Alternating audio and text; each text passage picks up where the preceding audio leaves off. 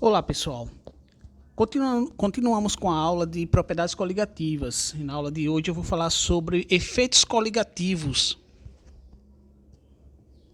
Os efeitos coligativos são divididos em 4. Tonoscopia ou tonometria é o abaixamento da pressão máxima de vapor de um solvente na solução. Ebulioscopia é a elevação da temperatura de ebulição de um solvente na solução. Crioscopia é o abaixamento da temperatura de congelamento de um solvente na solução. E osmometria, que é a pressão de resistência ao fluxo de solvente de uma solução para outra.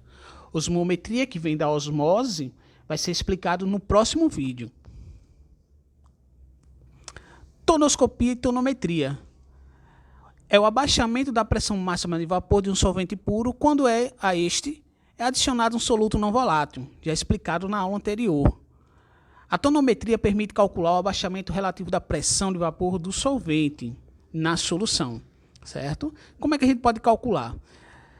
Antes de falar do cálculo específico, a gente precisa saber que a lei de Raoult, que rege a questão dos efeitos coligativos, diz que o abaixamento relativo da pressão máxima de vapor de um solvente, quando o soluto não volátil é adicionado, é diretamente proporcional à molaridade. Observe que eu falei molaridade, não molaridade. É um novo cálculo de concentração que muitas vezes não é explicado na parte de cálculo de concentrações de soluções. Ele entra já na parte de propriedades coligativas, né? Que é simples, que é um cálculo simples também. Então, o que acontece? Quanto maior a molaridade, quanto maior a concentração molal nesse caso, maior o efeito coligativo. Isso serve para todos os efeitos coligativos, certo? É diretamente proporcional.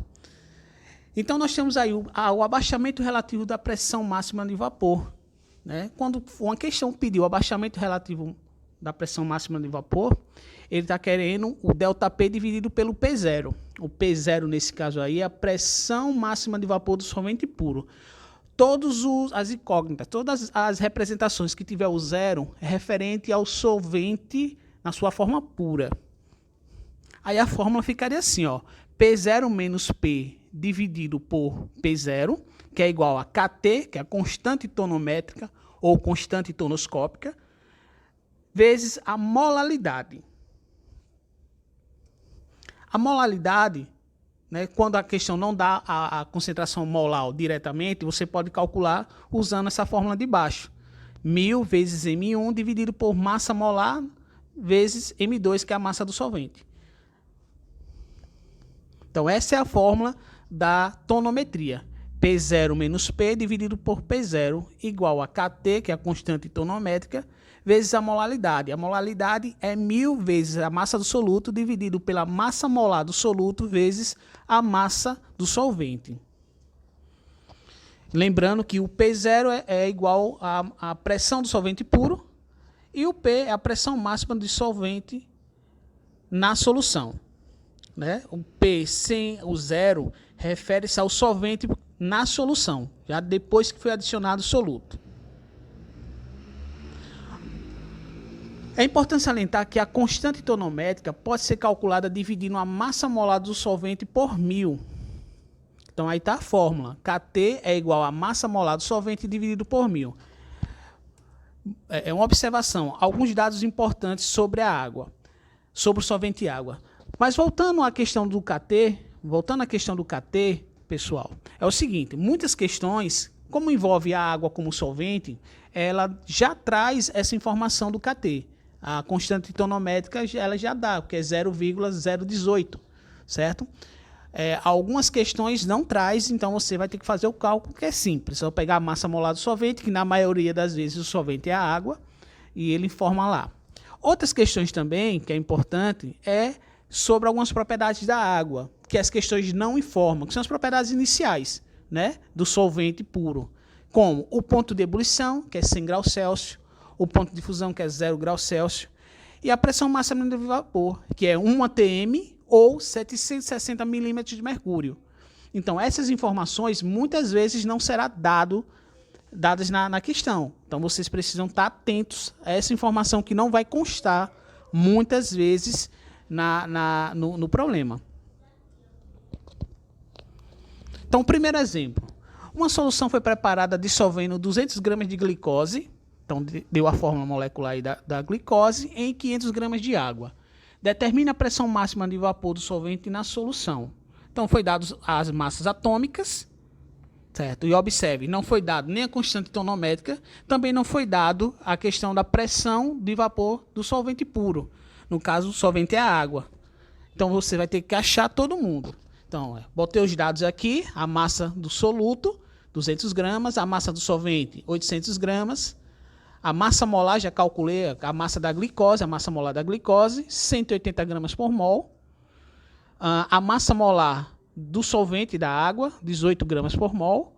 O KT, peguei a massa molar da água, que é 18, dividido por 1000. Então, a constante tonométrica da água vai ser 0,018. A pressão de vapor do solvente puro é 760 milímetros de mercúrio. Está aí já para vocês. Não vem, essa informação não aparece, mas vocês precisam saber.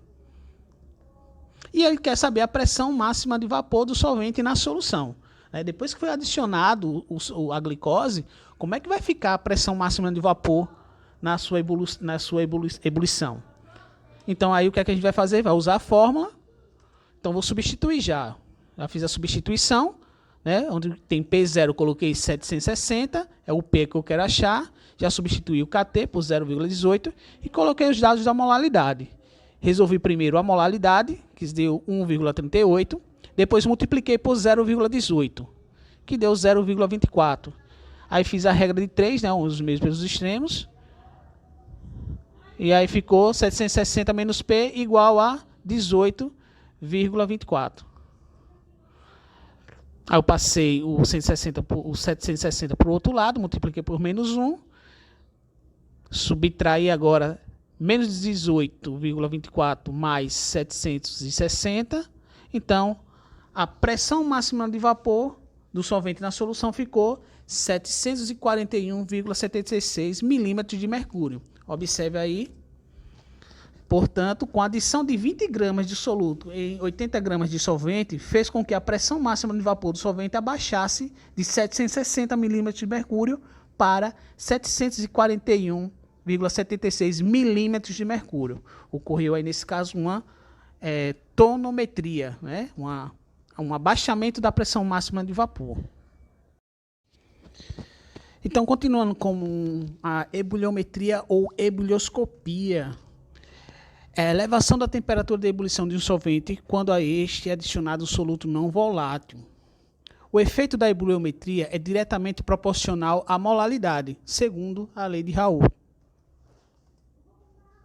O ΔTE é a variação que representa a variação de temperatura, é a elevação da temperatura de ebulição. ΔTE é igual à elevação da temperatura de ebulição. Então, se uma questão pedir calcule a variação de elevação da temperatura de ebulição. Então, você vai calcular o TE, certo? Separado da outra fórmula.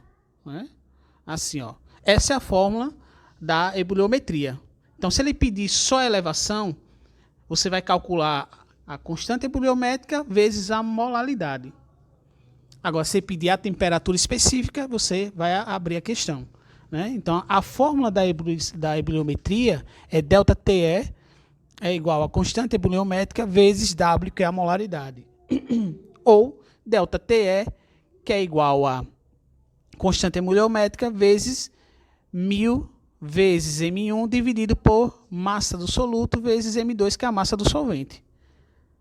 É importante saber como é que é a variação dessa temperatura, como é que a gente pode escrever essa variação, porque você tem que prestar muita atenção com a questão da crioscopia, que vai mexer um pouco. ΔTE é igual a T menos T0. T é a temperatura do solvente na solução e T0 é a temperatura do solvente puro. Então, a fórmula da ebullioscopia fica nesse formato. T menos T0 igual a KE, que é a constante ebuliométrica, vezes a molaridade.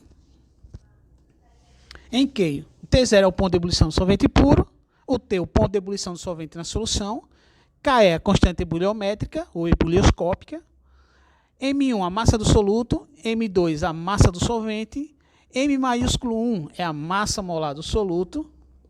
Importante notar uma coisa, né? Existe uma fórmula para calcular a constante ebuliométrica. Entretanto, na maioria das questões, essa informação já é fornecida. Então, você não precisa se preocupar em calcular, em achar, por meio de um cálculo, a constante ebuliométrica. Isso nas questões, na maioria das questões, é dado essa informação a vocês. Vamos para um exemplo. Uma solução foi preparada dissolvendo 360 gramas de glicose em 1000 gramas de água.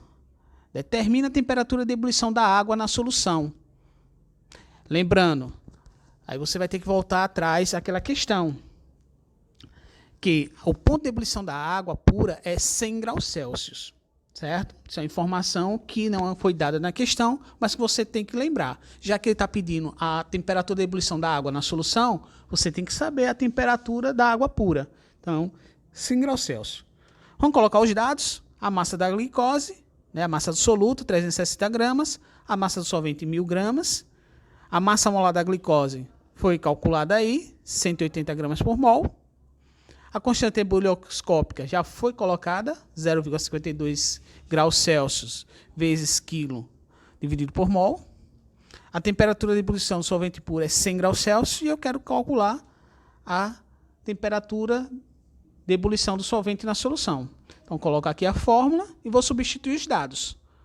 Aqui, ó, temperatura menos 100, que é igual a 0,52 vezes aí a fórmula da molaridade. 1000 vezes 360 dividido por 180 vezes 1000.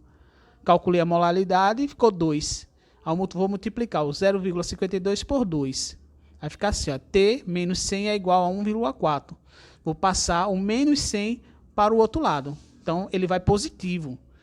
E aí eu faço a soma.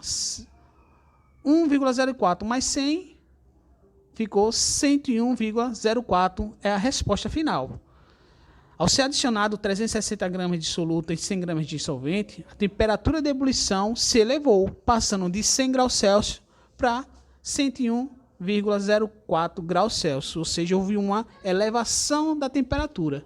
Isso que a ebulioscopia mostrou para a gente. Então, próximo, criometria ou crioscopia. É o abaixamento da temperatura de congelamento ou do ponto de fusão de um solvente quando a este é adicionado um soluto não volátil. A diminuição da temperatura de congelamento do solvente é diretamente proporcional à molaridade, lei de Raoult. Então, o ΔTc é o abaixamento da temperatura de congelamento.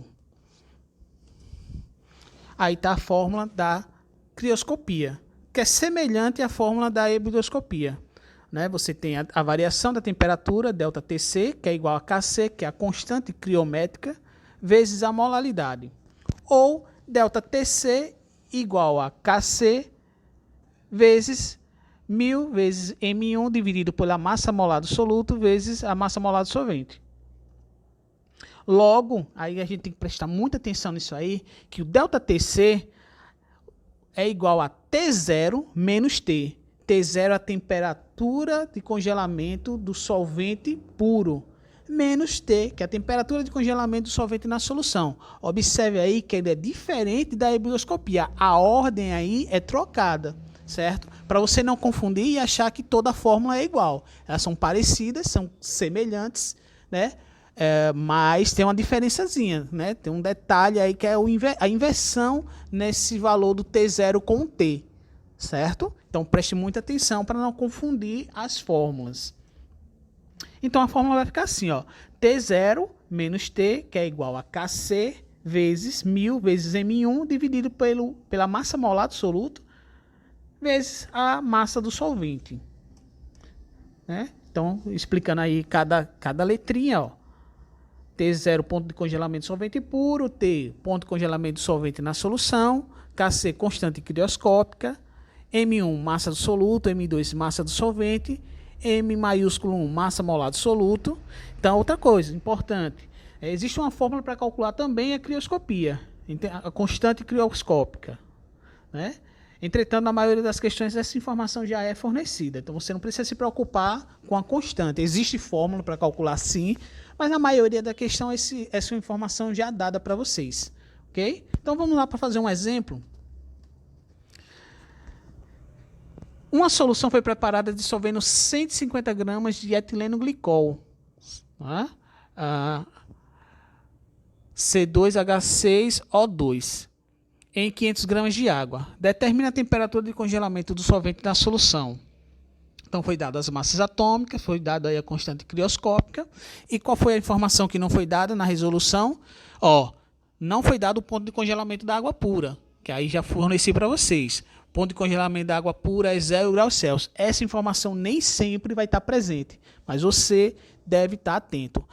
Professor, e se não for a água, a gente precisa saber? Não, se não for a água, essa informação tem que estar presente.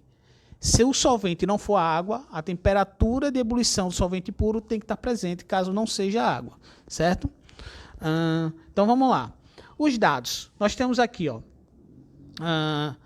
150 gramas de etileno glicol é a massa do soluto. Nós temos a massa do solvente, 500 gramas de água. Observe que a massa do solvente é tudo em grama, certo? Se tiver em quilo, você tem que transformar para grama. Nesse caso, a gente não usa o volume, né? Mas você sabe que o volume da água, a relação é 1:1, a densidade é 1. A constante crioscópica é 1,86 graus Celsius vezes quilo dividido por mol.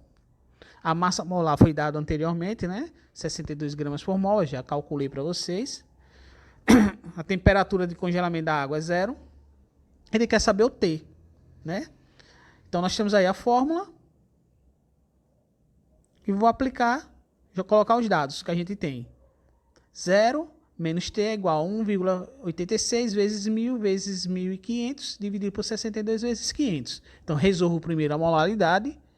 Deu 4,83. Vou multiplicar agora pela constante crioscópica. Vai dar 8,98. O que é que eu vou fazer agora? Vou passar esse 0 para o lado direito. Aí vai ficar assim, menos T é igual a 8,98. Para tirar esse sinal negativo, vou multiplicar por menos 1. Então, vai ficar T é igual a menos 8,98 graus Celsius. Essa é a resposta. Então, ao adicionar 150 gramas de soluto em 500 gramas de água do solvente, a temperatura de congelamento do solvente foi diminuída. Se antes a água congelava a 0 graus Celsius, ela passa a congelar agora, com essa adição de soluto, a menos 8,98 graus Celsius. Certo, pessoal? Então, a gente fica por aqui. Nossa próxima videoaula eu explico a osmometria, questão da osmose, e os fatores de correção, o fator de correção de Van der Rohe. Se você gostou do vídeo, dê um like, se inscreva no canal se não é inscrito. Então, até